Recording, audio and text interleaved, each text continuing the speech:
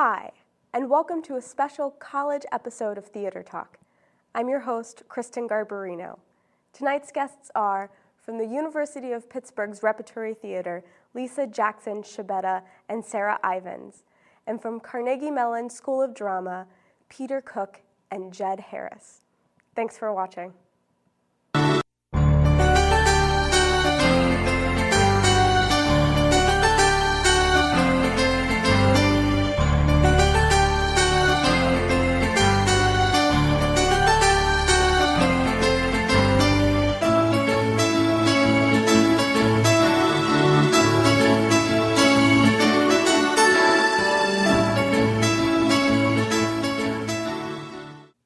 Guests are director Lisa Jackson-Schebetta and actor Sarah Ivins, who are collaborating on Sweeney Todd at the University of Pittsburgh Repertory Theater. Lisa is a professor of theater arts at Pitt. She's directed off-Broadway and regionally at such places as the Women's Project and Production Directors Forum, the American Globe Theater, and the New York International Fringe Festival. Sarah is a senior at Pitt, majoring in theater arts and English writing. Previous work at Pitt includes Churchill, Gas Masks, and Dog Sees God. Lisa and Sarah, thank you for joining us. Thanks for having us. Lisa, tell us about your approach to Sweeney Todd.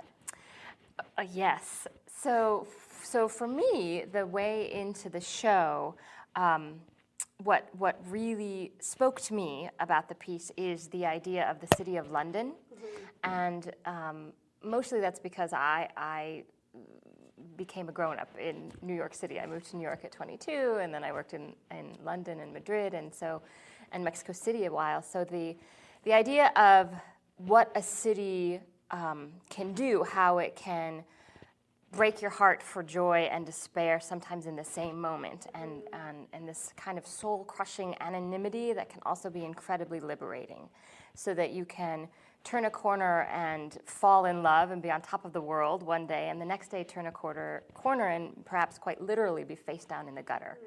And for Sweeney in 1890s London, we're inspired by 1890s London.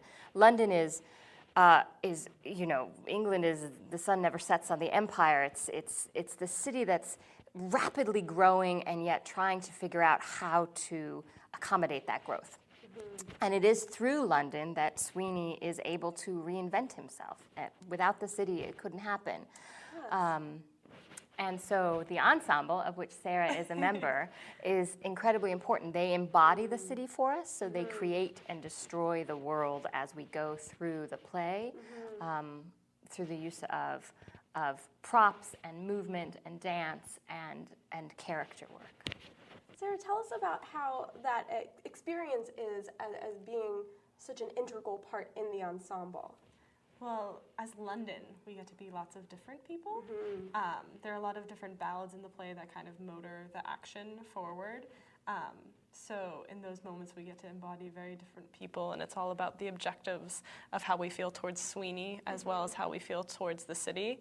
And then as just members of the society, we get to be different people as well. For instance, in Pirelli's market, it's really a market scene, and it's very it is what it is, and you've got your little character and your interactions with other characters. It's just fun being able to create these different people, because I have many different people throughout the spans of the show. Can you tell us about one of your favorite characters, or one that sort of pushed you a little? Probably the prologue is the most fun to play with right now. It's the introduction to the show, and we have little clumps on the stage of people, and I have two other people in my clump, and it's just a very intimate little movement, and it's very small movements, but they're very big feelings. So the prologue is probably the most fun to play with.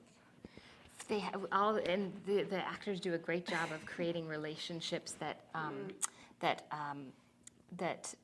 come into being and then dissolve, and then come into being again and then dissolve. And the prologue is when we meet the city, when we meet Mrs. Lovett, and Sweeney, of course. But the city, they've all made choices about what they want to do with Sweeney or to Sweeney, or how they remember him. And then it's just keeps bubbling through these little knots of characters on the stage. And they're not their play characters. So she's not young Lucy in the prologue. Mike Miaka is not Anthony in the prologue. He is a traveler, a wraith, a storyteller, a rememberer, something like that. How do you approach this in the rehearsal process to make sure that everyone has these specific characters and then can change into the next one? Well, part of where we started, and part of what was really important for me, is that the ensemble of 12 undergrad actors could have a kind of energy of their own. So we spent the first 2 or 3 weeks doing a lot of ensemble work, doing our favorite game, which is called Circle Ball, where you just run in a circle and have to bounce the ball across the circle while you're running to 10 without dropping it, which sounds easy, but it's not easy at all. And in any case, so this is where we start from, so that we open our awareness sort of forwards, backwards, to the sides, out, under, and all of that. A lot of different kinesthetic exercises such as that. And then we built some gestures. And then my ensemble is incredibly talented and willing to do just about anything. So I can say, okay, I think in one rehearsal I actually said, you guys, this is a boring picture. Please make me a better picture. And they did. So they're getting a lot of input, and they're really being, it sounds like it's almost an acting class in the rehearsal process. Yeah, I mean, there's definitely a lot of learning that goes into the show. I mean, even just learning the exercise of circle ball, thinking of how that can be used in the future, thinking how gestures can be incorporated, and just applying what we're learning from Sweeney to the rest of our theatrical life. You can definitely learn a lot from the process. And they have to do, it's a huge show. We only rehearse 4 hours a day, which isn't a lot for a 3-hour show of music, dancing, singing, fighting on a rake. We have no set. We're just doing it on a bare stage, which is also incredibly challenging physically. Everybody's very visible. And the actors do a lot of work in rehearsal, but a lot of work on their own. So I think there's a sense of learning how to take care of your process outside of rehearsal as well. Yeah, definitely. Lisa, do you approach student ensembles and student casts differently? Yes and no. The standards that I expect us to meet and exceed are those that I would hold for any professional actor that these guys and ladies are meeting and exceeding, and the bar just continues to get set higher. At the same time, we're learning. I mean, and I think that it's incredibly important that we have the space to learn, to experiment, to fail, to succeed, to keep trying, to throw things out, to try things differently. And so for me, in terms of the kinds of work that I ask of the students, it's no different.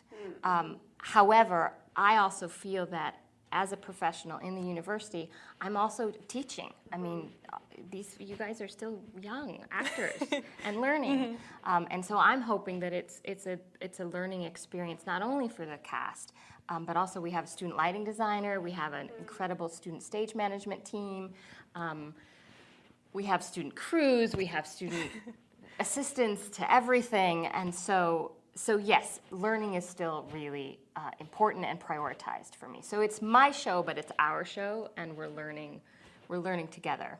And I think the great thing about the Repertory Theater is that you meld the professional world and with the amateur world. Sarah, can you tell us what it's like working with the professional actors? Yeah, it's been really great working. We've got Theo Allen, Andy Nagraj, and Richard Teester, and they're all fantastic people, fantastic actors and performers.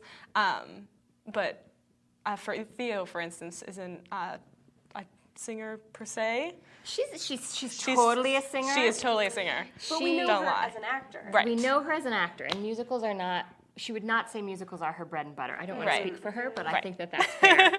And this is a huge role. Yes. And traditionally, she wouldn't be right in the commercial, traditional, conventional sense for Mrs. Lovett. She is right. I mean, the truth of this character is, for me, is not the beautiful, perfect diva who sings everything right. It's a woman who's fighting for her life every moment of the way, every step of the way. And Theo is taking on a huge challenge. I mean, she teaches and does a show at the same time. And so she lets the student actors into that process. And I also feel like whenever she's on stage with the student actors, she interacts with them just as she would with any peer of her own. Definitely. Makes discoveries with the student actors, feeds off of the student actors. Yeah. And that to me is really quite a gift. Yeah, and I mean, watching her work when we're on stage is great because we're able to communicate with her there. But being able to sit in the audience and watch her process and Andy's process and Richard's process is also really fantastic to see, because you see they're professionals and they're still asking the same questions that we're asking of our characters and of ourselves. And they still have the doubts that all of us have when it comes to learning the music or learning those particular lines that always just trip you up.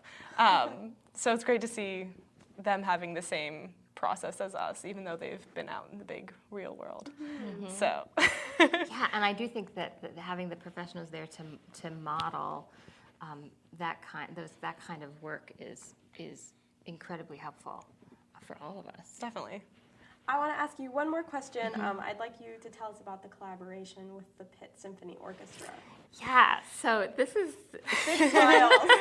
They're great. huge. We sang with the orchestra. We've been singing like little tiny bits with the orchestras, and it's great. amazing. It's It's pretty amazing. So we're gonna do Sweeney Todd with the full instrumentation, which, as far as all the research that has been done can tell, is the first time in Pittsburgh that Sweeney's ever been done with a full instrumentation. So we're gonna have an orchestra of 30. Wow. It's the Pitt Symphony Orchestra, so it's undergrads musically directed by Roger Zahab. We should mention Rob Frankenberry, who's Yes. our vocal director. And fantastic. Amazing.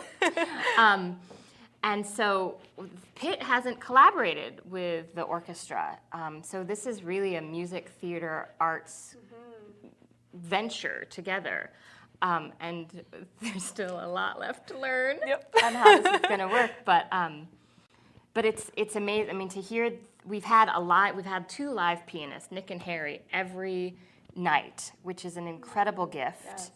And they're music students, so they're coming over to support this. And getting For us. experience as well. And getting experience as well. Yeah. And learning how big theater is, which until you sort of view the process is sometimes hard to imagine. Yep. So anyway, Roger's wonderful. Roger and I when I was hired, Bruce said, maybe you'd like to do a musical. And I said, well, okay. And I called Roger, and Roger and I had a chat, and we just got on really well. And we said, well, we proposed some musicals, and we said, well, if we're going to do it, we might as well do it. We might as well do Sweeney Todd, right? I mean, it's ginormous. So yeah. Yeah, why not? First ever collaboration, my first directing gig at Pitt in Pittsburgh. Yeah, let's do Sweeney Todd. Very cool. Thank you so much for joining us. I can't wait to see what you come up with. Thank you. We you. look forward to seeing you at the theater. University of Pittsburgh's Repertory Theater presents Sweeney Todd, running November 3rd through 13th. For tickets, call 412-624-7529 or visit them on the web at play.pitt.edu. Thank you so much for joining us, Lisa and Sarah. Thank you for having us.